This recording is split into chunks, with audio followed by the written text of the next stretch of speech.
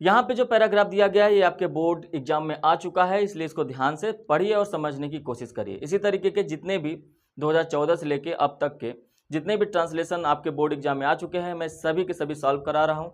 Description में link है, आप वहाँ से देख सकते हैं, या प्ले लिस्ट चेक कर सकते हैं जहाँ पर previous years English to Hindi translation में चेक कर सकते हैं। चलिए देखिए, तो यहाँ पर सबसे पहले जो ये पैराग्राफ दिया गया है, जो ये पैसेज दिया गया है, उसको पढ़िए, एक एक लाइन पढ़िए, एक एक लाइन की ट्रांसलेशन बनाइए। जैसे सबसे पहले क्या दिया गया है कि कल मैंने अपने छोटे बेटे से कहा, तो कल के लिए क्या यूज करेंगे? यस्टरडे, यस्टरडे बीता हुआ कल है, यस्टरडे कल का यूज हो गया। मैंने अपने छोटे बेटे से कहा, हमेशा क्या करेंगे आप कि पहले जो सब्जेक्ट दिया है उसको पकड़ेंगे और बीच का सबको छोड़कर लास्ट में जाएंगे, वर्ब को पकड़ेंगे, तो उसके बाद जो बीच बचा उसको बना दीजिए। जैसे मैंने कहा, पहले ये लिखिए आई, अब ये देखिए यस्टरडे आ गया, मतलब पास्ट इंडेफिनिट टेंस का यूज होगा आई सैड, ठीक है।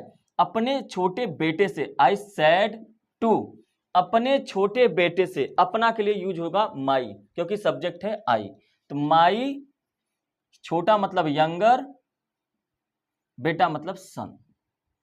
कॉमा लगा हुआ, कॉमा लगाइए, नोटेड कॉमा लगाइए, नोटेड कॉमा लगाइए। फिर क्या कहा जा रहा है? बेटे मतलब सन, फिर कॉमा लगा है, कॉमा लगाइए, और यहां पर नोटेड कॉमा लगा है, नोटेड कॉमा लगा है। जैसे आपको हिंदी में लिखा होगा वैसे ही आपको इंग्लिश में भी बनाना पड़ेगा। लिखा है अपनी पुस्तक ले आओ, ये सेंटेंस इंपरेटिव सेंटेंस है, और इंपरेटिव सेंटेंस में सेंटेंस का जो स्टार्टिंग होता है वर्ब से होता है, तो वर्ब क्या है? ले आओ। ले आओ मतलब ब्रिंग। हमेशा याद रखिएगा, जब भी नोटेड कॉमा होता है तो पहला लेटर कैपिटल में ही होता है, तो पहला लेटर कैपिटल में लिखा है। ब्रिंग क्या ले आओ? अपनी पुस्तक, your book, bring your book. Full stop है, फुल स्टॉप दीजिए, नोटेड कॉमा बंद है, बंद कर दीजिए। जैसे आपको हिंदी में लिखा था मैंने लिख दिया। तो कल मैंने अपने छोटे बेटे से कहा, yesterday I said to my younger son, बेटे अपने पुस्तक ले आओ, सन ब्रिंग योर बुक। उसके बाद देखिए फुल स्टॉप है, कॉमा नोटेड कॉमा बंद कर दिया हमने। फिर उसने कहा, किसके? बेटे ने कहा, मतलब ही सैड, ही सैड, कॉमा लगा है, नोटेड कॉमा लगा है, आई, मैं मतलब क्या हो गया? आई। मैं स्कूल में भी तो पढ़ता हूं, तो सबसे पहले आप सब्जेक्ट पकड़ा आपने आई, और लास्ट में क्या लिखा है? पढ़ता हूं। ता है, ती है जब आता है तो प्रेजेंट इंडेफिनिट टेंस, तो आई रीड्स, सॉरी आई रीड, मैं पढ़ता हूं, क्योंकि आई के साथ वर्ब की फर्स्ट फॉर्म यूज होता है, तो आई रीड। अब क्या? स्कूल में, तो I read in the school. अभी आप देखेंगे तो बचा हुआ है भी तो, और इस भी तो के लिए हम लोग लास्ट में यूज करेंगे टू।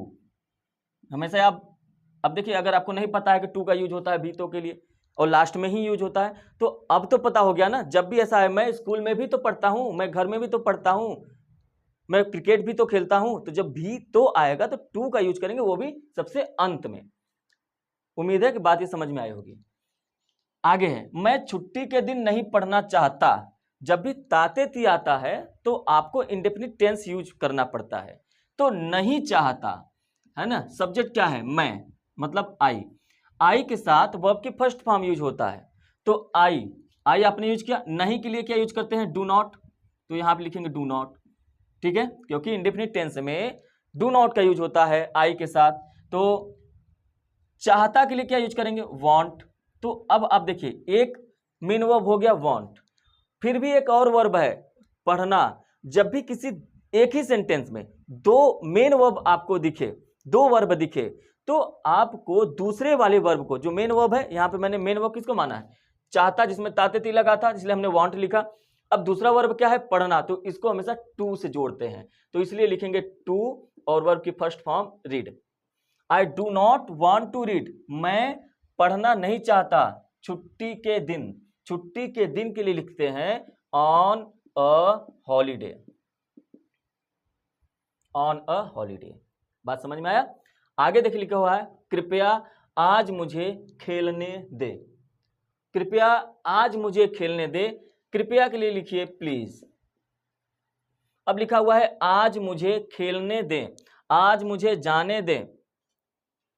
तो जब भी ऐसे सेंटेंस आए कि आज मुझे खेलने दे, आज मुझे जाने दे, आज मुझे पढ़ने दे, तो ऐसे सेंटेंस में यूज होता है लेट से, क्योंकि ये भी इंपेरेटिव सेंटेंस है। तो शुरू में लिखेंगे प्लीज, प्लीज के बाद लिखेंगे लेट, लेट के बाद क्या है, मुझे है ना, मुझे है तो मी का यूज करेंगे, लेट मी।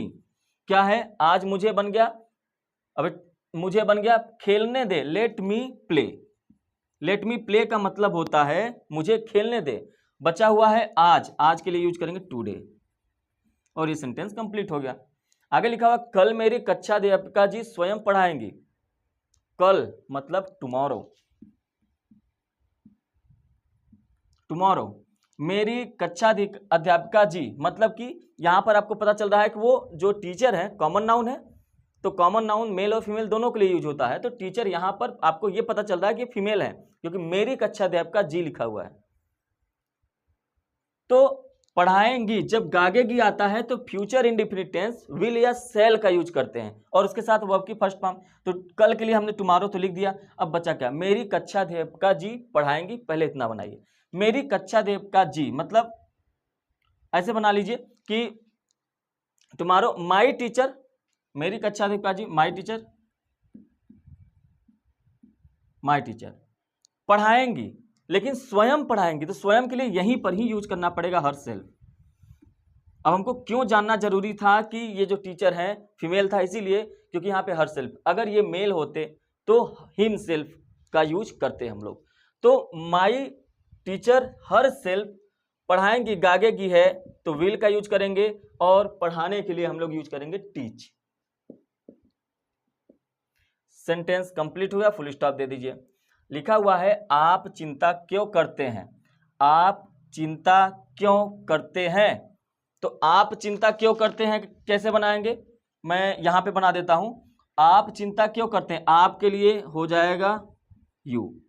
चिंता क्यों करते हैं, ये क्यों बीच में आया है, जब भी क्या, क्यों, कब, कैसे बीच में आ जाए तो उसका इंग्लिश सबसे पहले लिखा जाता है, तो यू के पहले ही हम लोग लिख देंगे वाई।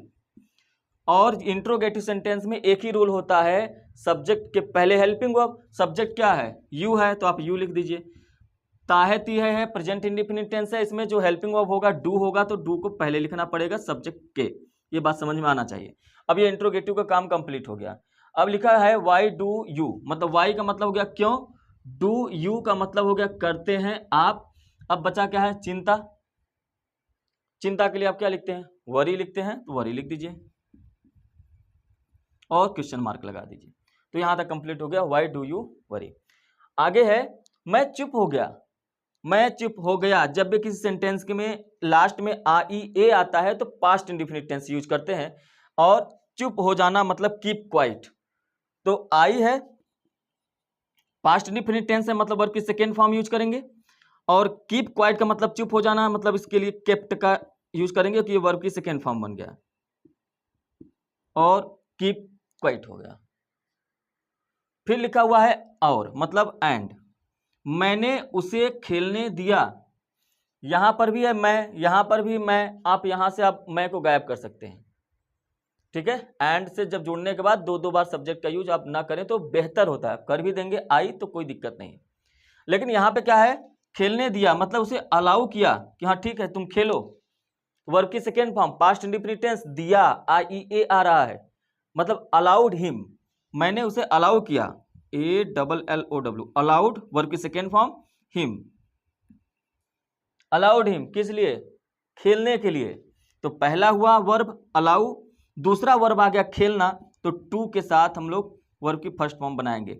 ये बात आपको समझ में आ गई होगी कि जब भी दो वर्ब आते हैं एक ही सेंटेंस में तो हम दूसरे वाले को टू के साथ बनाते हैं, जैसे यहां पर और यहां पर हमने बनाया हुआ है।